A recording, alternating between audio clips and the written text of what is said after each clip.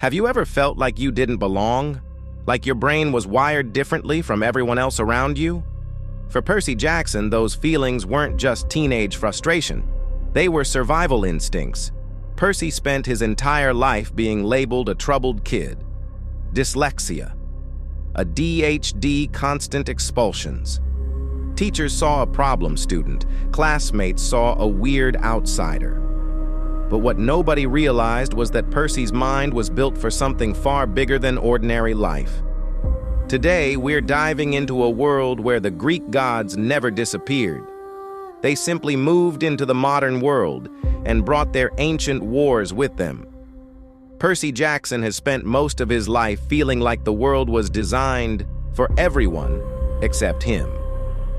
Every school he attends ends in disaster. Strange accidents happen around him constantly, and no matter how hard he tries, Percy always ends up blamed for chaos he can't explain. In the classroom, he struggles constantly, but around water, things feel different, calmer, natural, like the ocean itself somehow understands him. Through all the confusion in his life, Percy has one person who never stops believing in him: his mother, Sally Jackson. Sally is kind, protective, and willing to do anything for her son. Unfortunately, their home life also includes Gabe Ugliano, Sally's loud, selfish husband, whose main talent seems to be making every room more miserable the second he walks into it. Percy can barely stand him, but Sally constantly tries to keep peace inside the house. Everything changes during a school trip to the Metropolitan Museum of Art. While the rest of the students fool around during the tour, Percy notices his teacher, Mrs. Dodds, acting strangely. She keeps staring at him with an expression that feels deeply wrong. Then suddenly, she asks Percy to follow her away from the group. The second they're alone, everything changes. Mrs. Dodds transforms into a horrifying winged monster straight out of Greek mythology. Her eyes burn with rage as claws extend from her hands. She calls Percy a thief and attacks him immediately. Percy freezes in panic, but before the creature can kill him, his Latin teacher, Mr. Brunner, tosses him a ballpoint pen, except this isn't a normal pen. The second Percy catches it, the pen transforms into a glowing bronze sword called Riptide. 1 second, Percy is worried about school. The next second, he's fighting a monster inside a museum. Mrs. Dodds lunges toward him again, screaming like something ancient and furious. Percy swings wildly in self-defense, and suddenly the creature explodes into dust-reet. Gone, just like that. But somehow nobody else remembers her existing. Teachers act confused whenever Percy mentions Mrs. Dodds. Students stare at him like he's insane. Even the school records suddenly show no evidence that she was ever there at all.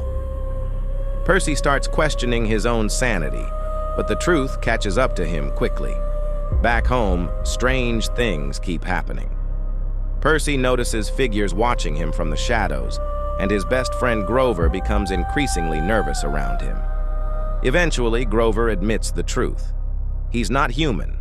Grover is actually a satyr, a mythical protector assigned to guard Percy, and according to him, the stories about Greek gods and monsters are completely real. Before Percy can even process that information, danger crashes into his life. Sally realizes Percy is no longer safe and immediately rushes him and Grover toward a hidden sanctuary called Camp Half-Blood, a safe haven for demigods. But during the drive, a violent storm erupts around them. Thunder shakes the sky. Rain slams against the windshield. Then suddenly, a gigantic minotaur bursts out of the darkness. The creature is enormous, towering muscles, massive horns, pure rage. The car crashes violently off the road, forcing Percy, Grover, and Sally to run through the woods toward the camp barrier while the Minotaur chases them like an unstoppable beast. Sally desperately pushes Percy forward, screaming for him to keep moving. But before they can reach safety, the monster grabs her, and right in front of Percy's eyes, his mother disappears in a flash of golden light. For a moment, Percy completely breaks. Shock turns into rage. Instead of running, Percy attacks the Minotaur head-on. The fight is messy, brutal, and fueled entirely by panic. Percy barely knows what he's doing, but somehow he manages to snap off one of the Minotaur's horns and stab the creature with it. The beast collapses, and Percy passes out from exhaustion. When he wakes up, Percy finds himself inside Camp Half-Blood. The place looks like a strange mix between a summer camp, a military training ground, and a mythological kingdom. Teenagers practice sword fighting in open fields, while satyrs casually walk around like this is completely normal. That's when Percy finally learns the truth. Mr. Brunner reveals himself as Chiron, the immortal centaur who trained the greatest heroes in Greek mythology.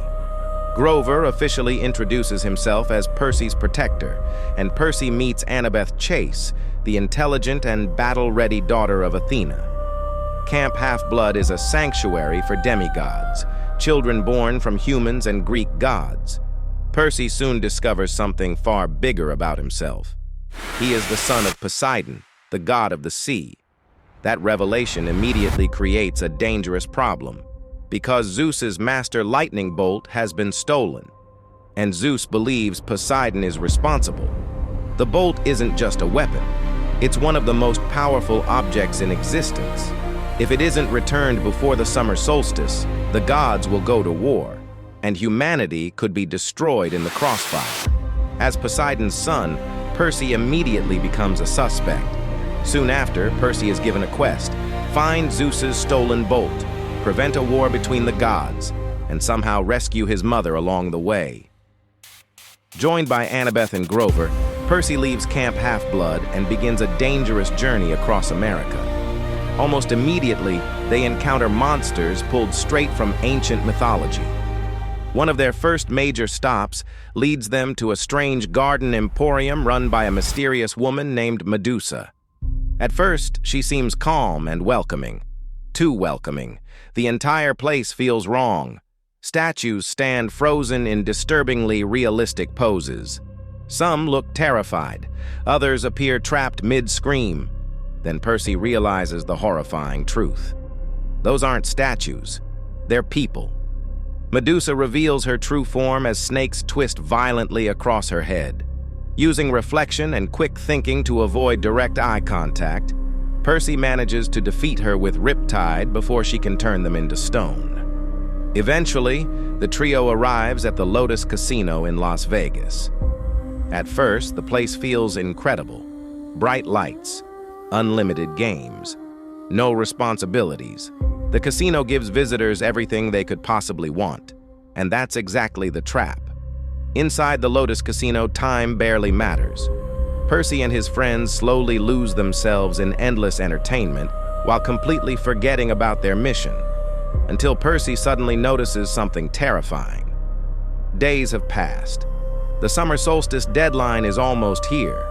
Panic immediately sets in as the trio escapes the casino and rushes toward Los Angeles, where they believe the entrance to the underworld is hidden. By now, Percy's powers are growing stronger. Water heals him, strengthens him, protects him. The closer Percy gets to understanding who he really is, the more dangerous he becomes. Eventually, the trio discovers the entrance to the underworld beneath the city. The world below is massive, dark, and unsettling. At the center of it all waits Hades. Hades believes Percy stole both Zeus's lightning bolt and his helm of darkness. He also reveals that Percy's mother is trapped in the underworld. But during the confrontation, Percy discovers something shocking. The lightning bolt suddenly appears inside his own backpack. Someone planted it there without his knowledge. Almost immediately, Percy realizes the truth. He's been manipulated from the very beginning. Chaos erupts as Percy and his friends fight their way out of the underworld with Sally. Back on the surface, Percy finally uncovers the real traitor. Luke Castellan, the friendly camper who welcomed Percy when he first arrived at Camp Half-Blood, is the true thief.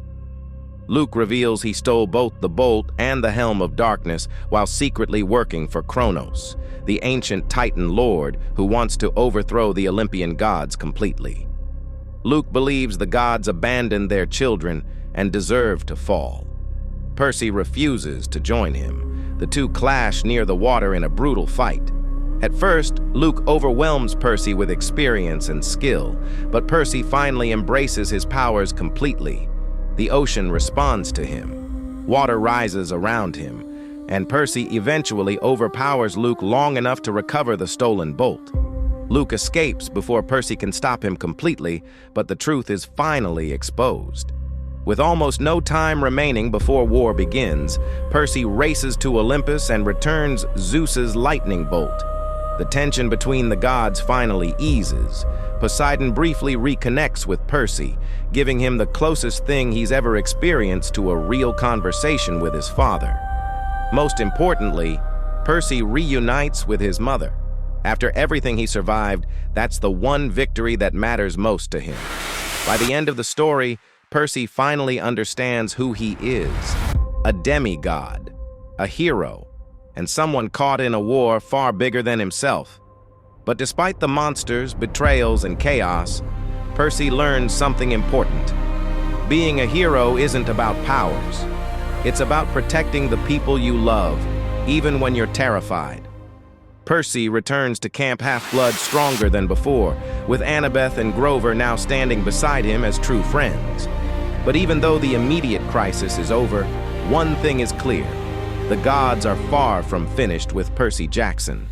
And this was only the beginning.